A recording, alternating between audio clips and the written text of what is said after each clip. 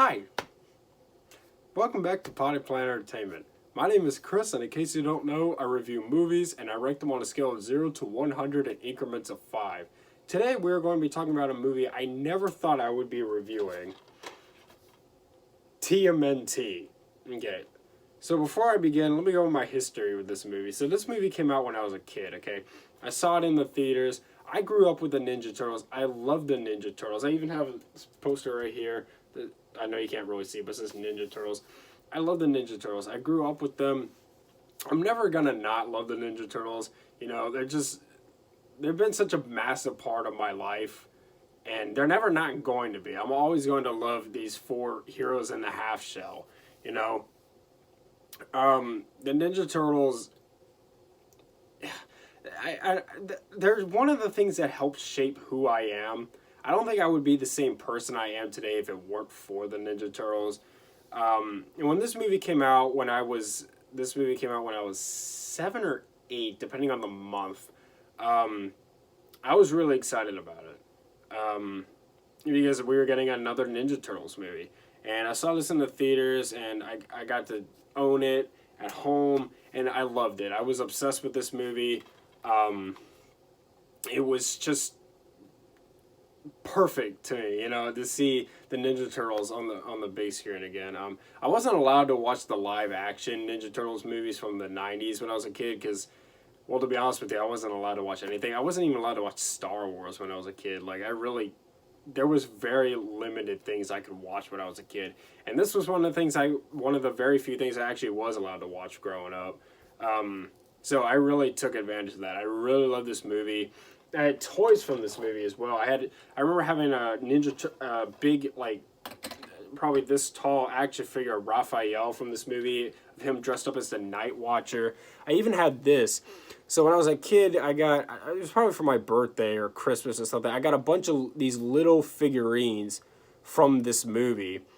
And I took my Donatello one because he was my favorite Ninja Turtle when I was a kid. Now it's Raphael. But when I was a kid, it was Donatello.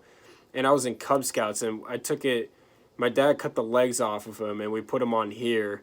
And then I raced him in this little track go-kart thing we were doing in Cub Scouts. I mean, I think I got eliminated on the first round because, like, the car's a little bit too heavy. But, yeah.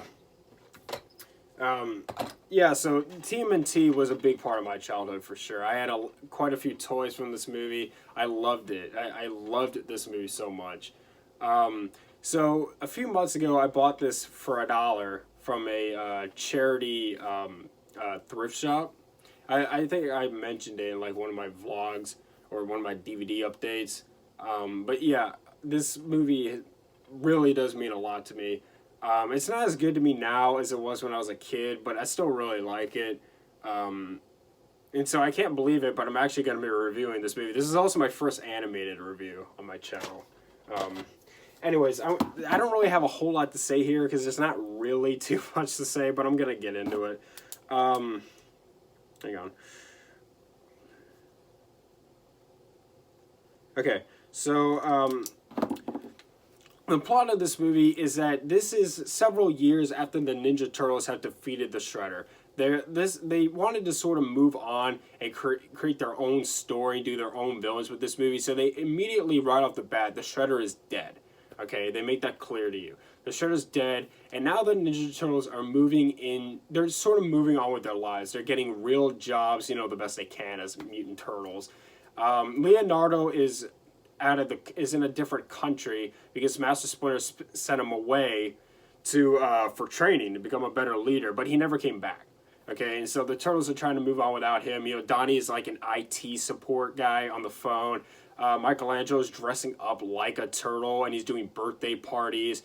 And Raphael sleeps all day, and at nighttime, he dresses up in this armored suit, which is like what I had as a kid, as an action figure. He was wearing this Night Watcher suit. He called himself the Night Watcher, and he was a vigilante at night. So he would sleep all day, and then at night, he would listen in on police radios, and he would go to like robberies and stuff, and help protect the town, since the Turtles were pretty much retired at this point. And they're not old, like they're still teenagers, but like they defeated the Shredder, and so now they're just retired.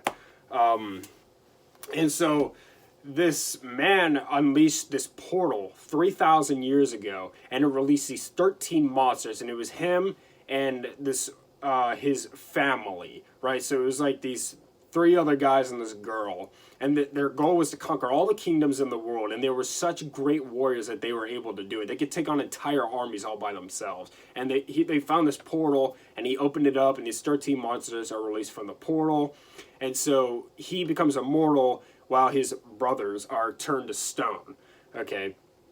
And so now 3,000 years later, he's trying to find these monsters, bring them all back together, and so that he can get rid of his immortality because they didn't want to live anymore. So it only happens every 3,000 years. So this man has lived for over 3,000 years, and now he's just trying to bring the monsters together so he can go away, so he can finally die. And these the stone people, he brings back the stone people, and they're going around hunting for these monsters, and Raphael is clashing with Leonardo, and there's a lot going on. So yeah, I mean, a lot to say there, but that's pretty much the plot. So let's get into it. So first of all, the animation for this movie is pretty great. Now, I noticed when I was watching it just now that it doesn't hold up quite as well as it did back in 2007. Oh, wait a minute.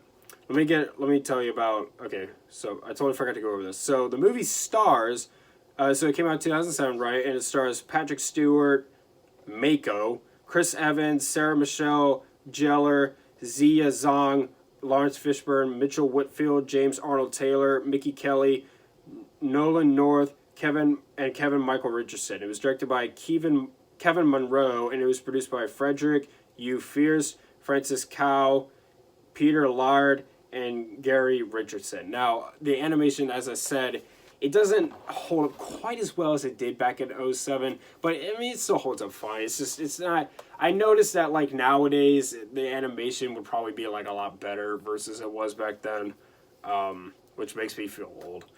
The music is really great too. This movie has a very, very good soundtrack. Like, honestly, I don't know who composed the music for this movie, but round of applause for them. This movie has an awesome soundtrack. The action is really, really good. Really good action in it. It's actually kind of funny. There's some really good laughs in this. The monsters, all 13 of the monsters are unique and really, really cool. They really, you can tell they really put their time into designing all 13 of these monsters because the monsters all look really good. The scene transitions are really cool too. There's this one hilarious but awesome scene in a kitchen where Raphael is fighting one of the 13 monsters, but it's really small, and they're playing Black Betty over top of it. So it's probably my favorite scene in the whole film.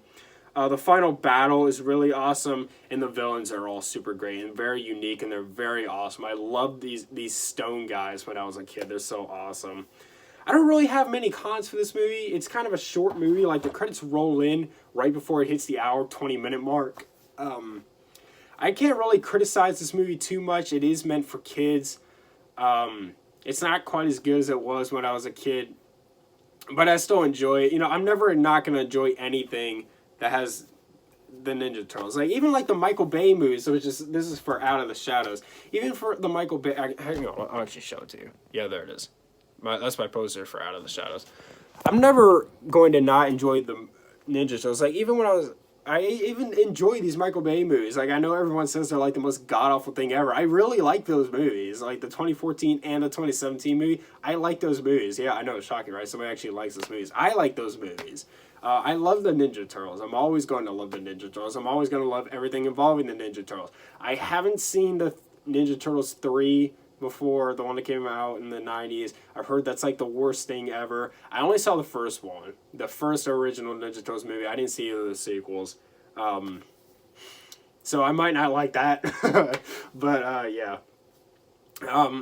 So with all that being said, I am going to give TMNT a 90. This movie, they have this fun adventure in New York City, which is where we love to see the Ninja Turtles. All the Ninja Turtles had the great camaraderie that we all love to see from them.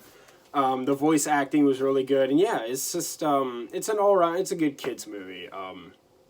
Yeah, I mean, I don't know how often I would rewatch this nowadays, but it still holds up fairly well for me, and I still really like it. So yeah, that's pretty much it. Thank you so much for watching. Subscribe to Pod Player Entertainment for more, and hit the like button. Leave movie review suggestions down in the comments down below. Follow me on Instagram at Pod Player Entertainment for channel updates, and cowabunga, dudes. This is the Bill and Ted thing. I don't know why I did that. Okay.